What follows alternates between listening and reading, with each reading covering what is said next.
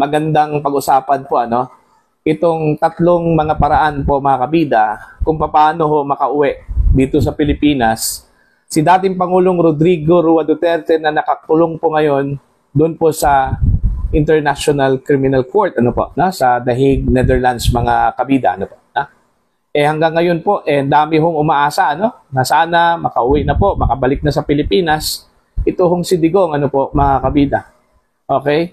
Now, ipaparinig po namin sa inyo yung magandang legal discussion po mga kabida ni Attorney Neil Abayon At pagkatapos niyan himay-himayin po natin ito hong kanyang legal discussion patungkol po dito ho sa tatlong mga paraan para ho makauwi sa Pilipinas ito hong si Digong At i-connect po natin mga kabida dito ho sa petition for habeas corpus na isinampa po mga kabida ng magkapatid na mga Duterte ito hong si Mayor Baste, ito hong si Kitty Duterte mga kabida. Okay, diyan po sa Korte Suprema. Pakinggan muna natin ito hong si Attorney Neil Abayon. Pinakauna pong paraan na nakikita ko para makauwi si FPRRD dito sa atin is yung kung mag-grant po yung tinatawag na interim release po, yung petition niya for interim release. Okay, so kung makikita niyo naman po sa news articles, yung lawyers po niya, si Attorney Kaufman, sinasabi naman or tinatouch on nila na magpipetition for interim release naman daw po sila. So yung interim release po, para mas maintindihan ninyo, that is similar po or somewhat similar po yan dito sa tinatawag sa right to bail po sa bansa natin. Ang problema lang po or ang difference lang po niyan is yung interim release under the Rome Statute is hindi po siya mandatory right kung saan pag nag-apply po ang isang akusado sa ICC is automatic i-grant ng court. Okay? So ibig sabihin po niyan pag ganyan is discretionary po siya on the part of the court. So pag discretionary po, depende po yan ngayon sa korte kung i-grant ba yung interim release in relation to the circumstances of the case po ng isang akusado. Okay? So dito po sa case ng FPRRD, most likely ang pwede pong tingnan dyan ng korte is unang-una kung malakas ba yung ebidensya against him, and of course since this involves po the release of his person from the custody of the ICC, yung pangalawa pong titingnan dyan or yung isa pong pinaka-importanting titingnan talaga ng ICC is kung flight risk po ba si FPRRD. At ang ibig sabihin po niyan is kung hindi po ba magpapakita ba si FPRRD once mag-start na talaga yung trial proper. Okay? So yan po yung first way na nakikita ko para po mapauwi po si FPRRD sa Pilipinas. Okay? Pag mag-grant po yung interim release na petition or motion niya. And yung pangalawa naman pong nakikita akong way para mapauwi si FPRRD sa Philippines is kung mag-grant yung petition or motion po to dismiss ng lawyers niya on the ground of lack of jurisdiction over his person or over the subject matter po of the case. Kasi yun nga po, di ba, ina-allege nung lawyer po ni FPRRD dito na merong lapses sa pag-aresto sa kanya. Therefore, ito po binibase ko lang pala sa mga news articles na nakikita ko in relation po sa statements ng lawyer niya. To questionin daw po din nila yung jurisdiction over the person of FPRRD. So, ganyan po, pag mag-grant yan ng korte, pwede rin po yan siya i-dismiss outright yung case kung ma-establish na hindi talaga na-acquire yung jurisdiction over the person of FPRRD. Okay? At yung isa pa pong way dyan, aside from the lack of jurisdiction over his person, is the lack of jurisdiction over the subject matter of the case. So yung most likely gagamitin pong discussion dito nila Attorney Kaufman is related pa rin po to dun sa pag-handle ng investigation ng ICC sa case ni FPRRD because yung position din dito nila Attorney Kaufman is wala nang jurisdiction yung ICC. So yan po yung posibleng mga motions to dismiss na i-file po ng lawyers niya. Motion to dismiss due to the lack of jurisdiction over the person of FPRRD or motion to dismiss po on the ground of lack of jurisdiction over the subject matter of the case. Okay? So ito pong dalawang ways na diniscuss ko na para mapauwi sa FPRRD is pwede po ito mangyari lahat within the year 2025 po, assuming lang mag-grant yung mga motions and or petitions na ipa-file ng lawyer nila. Okay? Yung difference lang po dito dun sa una, yung interim release, hindi po madidismiss yung kaso dun. It's just that papayagan po na ma-release muna temporarily si FPRRD during the pendency of the case niya. Okay? Whereas naman po dito sa pangalawa, itong motion to dismiss, pag i-grant po to ng court, mawawalang bisa na po talaga yung kaso against former President Rodrigo Roa Duterte. At ulitin ko lang po, kung ito po mag-grant, posible po within the year 2025 ay mapauwi na po si FPRRD. And the only way na lang po kung hindi mag-grant yung first two para makauwi si FPRRD is kung manalo po siya sa case niya. Ibig sabihin magkakaroon po ng judgment judgment kung of paano acquittal. So, ang makauwi problema lang dito, dito let's sa say ma-acquit Pilipinas. na si FPRRD Si later dating on, Pangulong is Rodrigo matagal po Roa to. Duterte This na will undergo na po the ngayon full-blown trial doon of po the case. sa So, this can take 5 to 8 International years po Criminal before Court, ano it po, can be nasa The Hague, granted. Okay? Netherlands, So, mga take note lang din kabida. po, hindi ko po sinasabing hanggang ma-acquit si ngayon po, FPRRD. dami Dinidiscuss ko hong lang po umaasa, kung ano na yung sana way na makauwi na po, posibleng makabalik mapauwi na pa sa si FPRRD, Pilipinas. assuming Ito hong mag-full-blown si Digong, trial ano po, talaga. mga kabida. And the only way lang po na Okay? mangyayari na lang Now, yan is kung yun nga, ipaparinig magkaroon po ng namin sa judgment of inyo acquittal in yung favor of magandang former legal President discussion po, Rodrigo mga kabida, Roa Duterte. ni Attorney Okay, so Neil yan po yung Abayan, three ano po, ways para at, mapauwi si FPRRD pagkatapos sa niyan, bansa natin. So again, himay-himayin ulitin po ko lang po, natin. yung number 1 Ito po is hong yung interim kanyang release. Number 2, kung mag-grant yung motions to legal dismiss niya. discussion And number 3, ito yung patungkol po sobrang dito tagal ho na kasi sa mag-full-blown tatlong trial mga is kung paraan magkaroon ng judgment para ho of makauwi sa acquittal. Okay? Pilipinas. So Ito ngayon hong naman si po, Digong, punta ano? tayo sa At petitions for habeas i-connect po corpus natin, kung ano yung mga posibleng kabida, epekto dito nun ho sa sa, ICC. So yung petition for habeas petition corpus for ko, habeas brief corpus, discussion ano? ko muna para mas magka-idea kayo kung ano talaga yung isinampa purpose. po, mga Okay? So yung kabida, petition ng for habeas magkapatid corpus po, in na summary, mga ang Duterte, petition ano? po na yan, Itong ang si layunin po ng Mayor petition na Baste, yan is para po itong si i-produce Kiki ng mga Duterte, respondent ano po, yung mga body or yung kabida. person Okay, dyan ng po sa tao Korte na Suprema. nakalaman dun sa Pakinggan muna subject ng natin. petition. Ito At yung si gagawin po ng Attorney respondents yan is Neil Abayan. i-explain po nila kung bakit deprive nila yung liberty or they are under the custody of that person. Kailangan po nila i-explain kung legal ba or valid yung pag-deprive ng liberty nila or pag-take into custody ng person. So yan po yung pinaka-essence talaga ng petition for habeas corpus. So yung gusto po dito ng mga anak ni former President Rodrigo Roa Duterte, sila Kitty Duterte, Congressman Pulong, and si Mayor Baste is i-produce nung mga respondent, yung mga public officers directed si FPRRD sa court para i-explain kung bakit nila deprive yung liberty ni FPRRD. Okay? Ang problema lang po dito sa petition na to, ang respondents po dito is the Philippine government, specifically yung mga public officers po involved dun sa pag-aresto and pag-surrender kay FPRRD sa ICC. Okay? So since Philippine government officials po yung involved, is that wala pong involvement yung ICC. Okay? So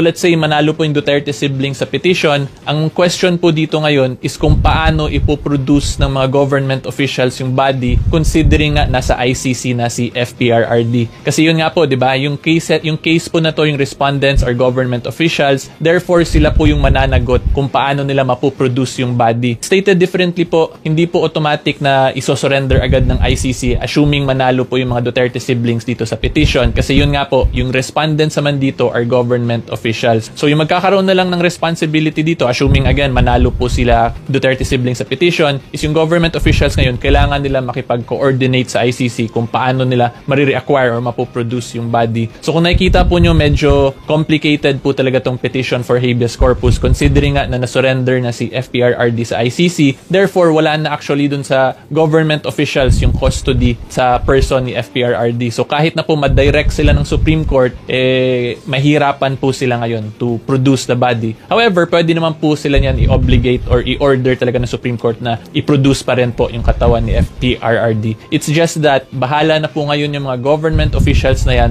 to coordinate with ICC kung papayag pa ba yung ICC na ibalik si FPRRD. Okay? So yan po yung petition for habeas corpus sa ng Duterte siblings against dun sa mga government officials in a nutshell po. Okay? Okay. For emphasis lang po, meron pong tatlong paraan. Sabi po ni Attorney Neil, unang-una, yung interim release po, mga kabida. Napakinggan na po natin ito hong interim release, Parang posting of bail bond po yan, dito ho sa Pilipinas, mga kabida. Ang tawag po doon po sa ICC is interim release, Okay? Pero iba yung treatment po nila dito ho sa interim release doon po sa ICC, Sabi po ni Attorney Neil Abayan, discretionary po daw yun, mga kabida, ng korte, ng International Criminal Court. Okay? Hindi ho katulad ng bail bond po dito na kapag mag-apply po yung akusado po, mga kabida, makapag-bail bond po yan. Automatic na makapag-bail bond po yan. Unless siguro kung yung kasong isinampa po, mga kabida, laban po sa kanya, non-bailable offense. Pero kung bailable offense, automatic po yun. Igagrant po yan ng korte po, mga kabida, dito ho sa Pilipinas. Pero doon po sa ICC, nagdedepende po yan sa discretion po ng mga judges. Okay? Kasi unang-una, titingnan po nila, mga kabida, yung sitwasyon po ng kaso o yung mga ebidensya na isinampa po, mga kabida. Okay? Kung malakas po ba yun o hindi. Pangalawa po, kung may flight risk ba ito hong si Digong. mga kabida. Okay? At yung pangatlo po, yung edad, yung kalusugan po ng dating Pangulo, po. Okay? Yung pangalawa pong paraan, okay? Para ho, pwede hong makalabas ito hong si Digong mula sa kanya hong piitan sa ICC, mga kabida. Kung kakatigan po ng korte, yung petition po ng mga abogado po ni Digong, okay? Patungkol po doon ho sa lack of due process, mga kabida. Yung illegal ho na pag-aresto po sa kanya dito po sa Pilipinas. Okay? So, kung kakatigan po yan ng korte, malamang po, baka po i-dismiss po yung charges po, yung crimes against humanity po, mga kabida, laban po kay dating Pangulong Rodrigo Roa Duterte, po, Pero ang problema po dito is, ang sabi po ng karamihan po, mga kabida, lalong-lalo na po itong ibang mga bansa, na galit po sa ICC, meron pong reservation sa ICC, highly politicized daw itong International Criminal Court, Okay? Although nagbabase pa rin sa ebidensya, baka ho daw ma-influence, ma-influence po itong korte, itong mga judges dahil ho highly politicized daw itong International Criminal Court as alleged by no less than the President of the United States of America, ito hong si Donald Trump, mga kabida. Kaya sinanction po niya itong ilang mga official po doon, Dahil ho, parang napolitika na raw, ito hong ICC, po, mga kabida. Okay? Now, yung pangatlo po na paraan. Ano po itong pangatlong paraan po? Yung acquittal. Medyo matagal-tagal po yun, Kasi ang sabi po ni Attorney Nila Bayon, baka ho aabot po ng 7 to 8 years yung kaso, So, baka po ilang taon na po niyan, si Digong, kasi ngayon 80 years old. So plus 7 or 8, nasa 87 years old na po, itong si Digong. So yun po yung pangatlo, yung possible acquittal. Kung makikita ho ng korte, mga kabida, na mahina yung ebidensya ng prosecution, laban po sa dating presidente po ng Pilipinas.